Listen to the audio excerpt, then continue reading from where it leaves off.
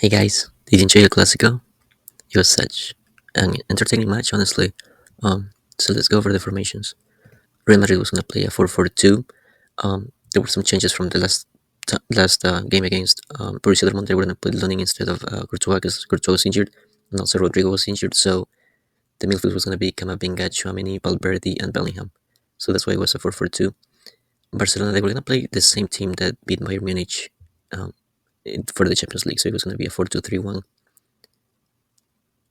Real Madrid game's plan was to press super high, have a control of the midfield. That's why they put Camavinga, Tchouaméni, Valverde, because these guys are supposed to get a lot of balls, recover a lot of balls in the midfield, and then obviously explode Vinicius and Mbappe against Cubarsí and Martinez, because obviously Barcelona was going to press super high. Some interesting duels during the game.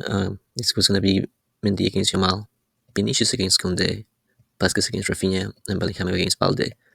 Because of these, Vasquez, he didn't go up as much as he usually does, so he was being tested a lot by Raphinha, especially in the second half.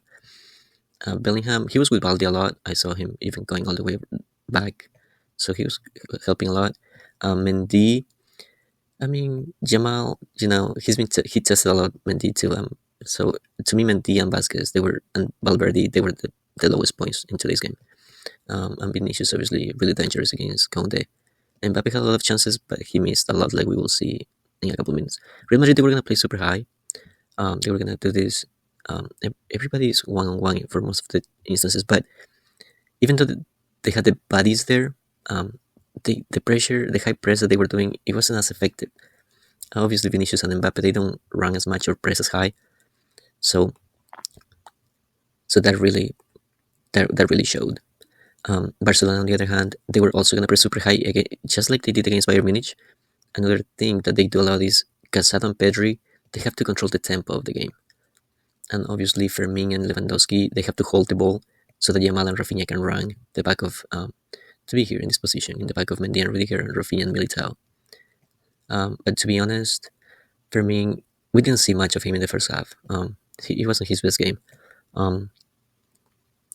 And in the first half, Raphinha and Yamal, they didn't show as much either, as they usually do.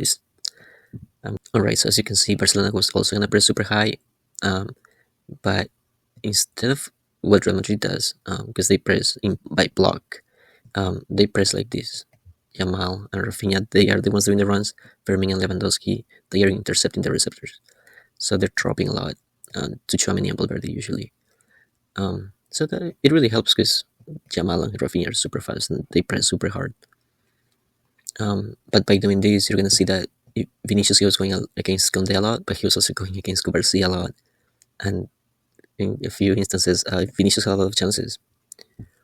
Anyways, so here we're going to see Mbappe's first chance. It was the first minute, and you're going to see that here we have Mendy. And look at the Barcelona's defensive line. It's super high. That there's a pass to Camavinga, but Camavinga, as soon as he get it, he's going to pass it to Mbappe. Obviously, Mbappe is offside, but that was going to get the game plan. That was going to be it. Peña, the goalkeeper, is there, and Mbappe misses. But like I said before, it was offside, but that was the game plan.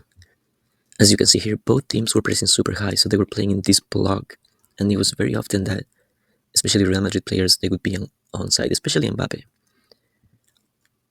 Anyway, so this is how Barcelona defense corner kicks. They were man marking in the first half and in the second half, and obviously one of the ways to get rid of this man marking is to do this train, almost like a choo-choo train that they do in the box. That's what Real Madrid were trying to do.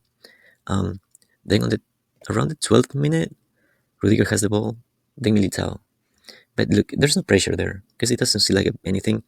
But Militao sees Vinicius, and Vinicius is gonna be 1v1 against Cubarsí. But look, because the defensive line was super high. Peña was also out of the box. Cubarsí is able to kick it away, but Mbappe gets it. And then Mbappe has a chance and he misses.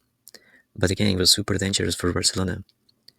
Then, just a couple of seconds later, Cubarsí was going to cross it to Lewandowski. Lewandowski is with Militao, so there's a huge space in the back. And Yamal is against Mendy. But there's plenty of space, and Lunin is going back. Mendy is able to get to Yamal, but I think Yamal could have done so much more on that one. It could have been an upside too. Well, we don't know. And then on the 14th minute, you're going to see that Camavinga gets the ball, and he sees Mbappe and Bellingham. But Mbappe is offside in that case. You can see when the ball gets out, it's offside, and then he's gonna cross it to Bellingham.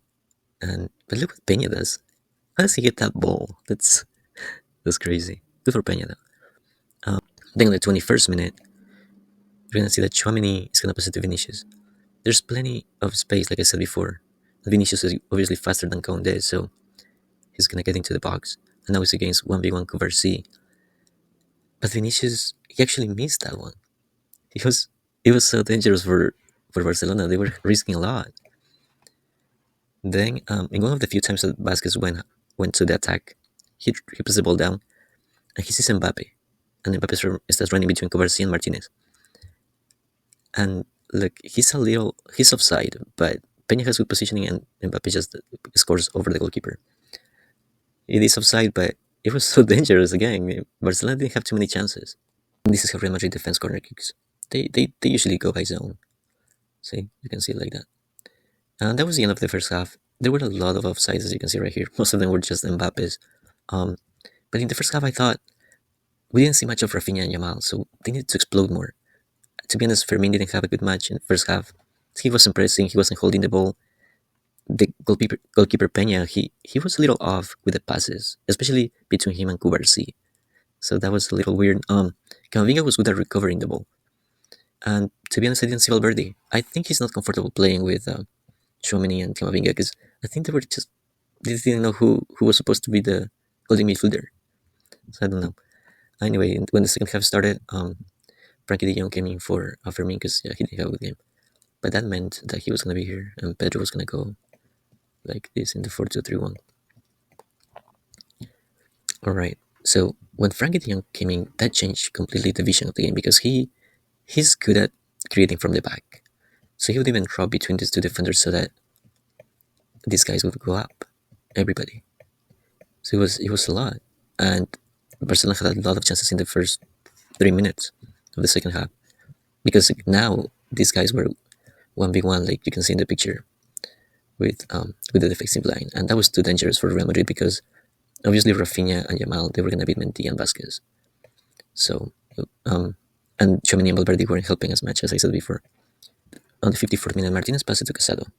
And Rudiger is with Pedri, so he's going higher. And Militao is with Raphinha because he thinks he's going to Raphinha. But in that moment, Vasquez and Mendy are putting Lewandowski onside. And look, there's plenty of space, there's time.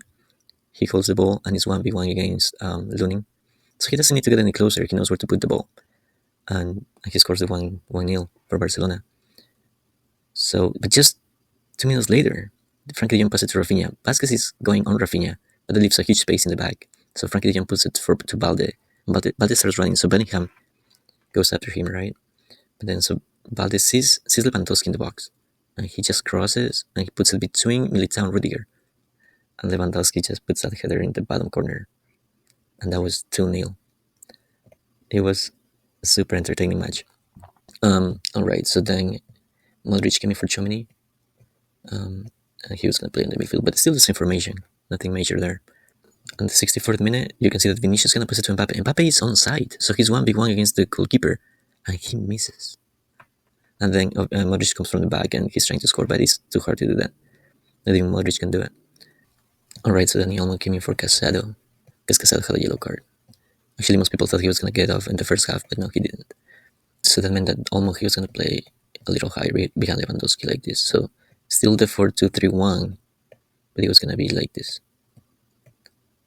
And to be honest, De Jong and Pedri, they were just switching positions a lot. So they could play in any position, but I would say most of the time De Jong was playing on the left. Alright, so then on the 66th minute, look, Militao is going all the way up to get Olmo. So there's a huge space there in the back. And then Raphinha is going in the back of Vasquez, obviously, and he's way faster. He passes it to Lewandowski, and Lewandowski, he misses the easiest one of all. So that was weird. And then Raphinha is against the two central defenders. He passes it to Yamal. Yamal is against Mendy. But Yamal sees Lewandowski. So Lewandowski's going to get in the box.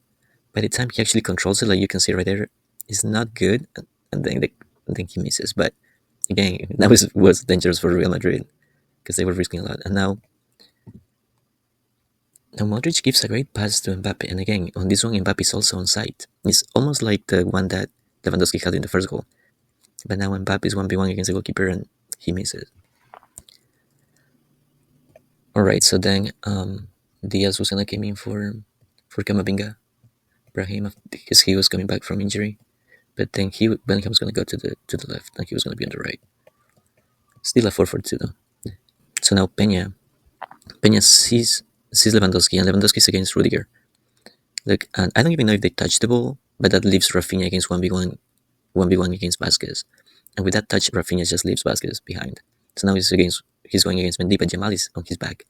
And Yamal, he controls it, but he goes to his right. So it's not the best, but then he shoots in the top right corner. That was extremely hard to do. Alright. So then, just on the 84th minute, you can see that Martinez is coming from the back. Vinicius is pressing, but not so much. So look, he has plenty of space. He sees Raphinha against Vasquez. Raphinha shows him the pass. So he does that. And then Vasquez misses the timing of that ball. So now he's just against the goalkeeper and he puts it over Lunin. And that was the 4-0. Yeah, so good for Raphinha in that case. Then Garcia came in for Mendy. But he didn't change the game at all. And then Gavi, he came in for Pedri after to play ElClasico. He got a yellow card right away. At the end of the game, Real Madrid had 12 offsides, most of them Mbappe's. But anyway, it's gonna be an interesting Liga and an interesting Champions League. So I hope you enjoyed the breakdown, and please consider subscribing. Thanks.